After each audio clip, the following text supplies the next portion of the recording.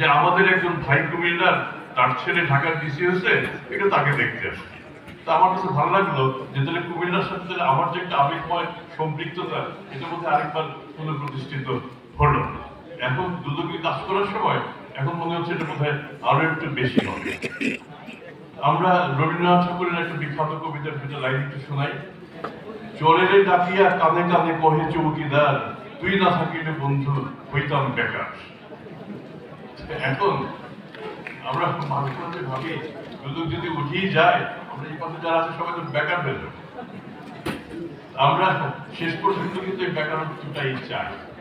কুমিল্লা বিভিন্ন কারণে এই দেশের সাংস্কৃতিক কর্মকাণ্ড থেকে শুরু করে প্রশাসনিক কর্মকাণ্ড সবকিছুতেই নেতৃত্ব দিয়ে এসছে এবং সেই নেতৃত্বটা অব্যাহত থাকবে, সেটা আমরা অবশ্যই কামনা করি।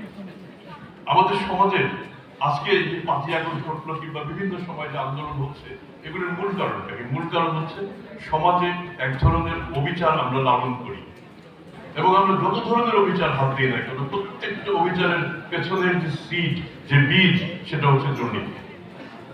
তাহলে আমাদের সমাজের আমাদের প্রধান আকাঙ্ক্ষা কি? একটা ন্যায় বিচার ভিত্তিক সমাজ গঠিত হবে এবং ন্যায় বিচার ভিত্তিক সমাজ যদি গঠিত হতে হয়, তাহলে সেই ক্ষেত্রে সবার আগে দুর্নীতি একেবারে নির্মূল হবে সেটা আমি এখনো মনে করি না।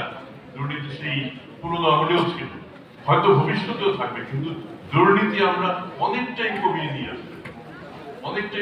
আসতে পারবো এবং তার জন্য দরকার হচ্ছে আমাদের সদিচ্ছা, আমাদের প্রতিরোধ। আজকে আমি আপনাদের সবাইকে বলবো, আপনারা সবার আগে লক্ষ্য রাখবেন দুর্নীতি দমন কমিশনে আপনাদের সাথে আমরা যারা কাজ করছি, আমরা দুর্নীতিগ্রস্ত।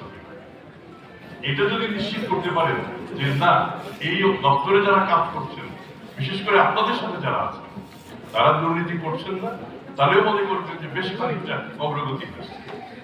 আমরা সেবাদাতা এবং সেবা গ্রহীতার কথা বলি, আমাদের সহকর্মীরা বলে গেছে সংকটটা সেবা গ্রহীতাকে নিয়ে না, সেবা দাতা। সেবা গ্রহীতার প্রত্যাশা থাকতেই পারে যে আমি ভালো সেবা দেব। এখন সেবাদাতা যারা, তারা কিন্তু এক অর্থে আমরা তথ্যের একটা বড় সংজ্ঞা হচ্ছে how not to make a ঘোরাতে পারি। তাহলে আমরা ঘোরাতে পারি সে কত বেশি ক্ষমতাবান। আর ক্ষমতাটা তখনই প্রমাণিত হয় যখন আমরা এই ক্ষমতাটাকে অপব্যবহার করি। আমার বিশ্বাস, আমরা যদি ন্যায়ভিত্তিক একটা সমাজ প্রতিষ্ঠা করতে চাই, তাহলে আমাদের এই ক্ষমতার প্রয়োগটা, যে ক্ষমতা যেটাকে আমরা অনুভব করি, সেই প্রয়োগ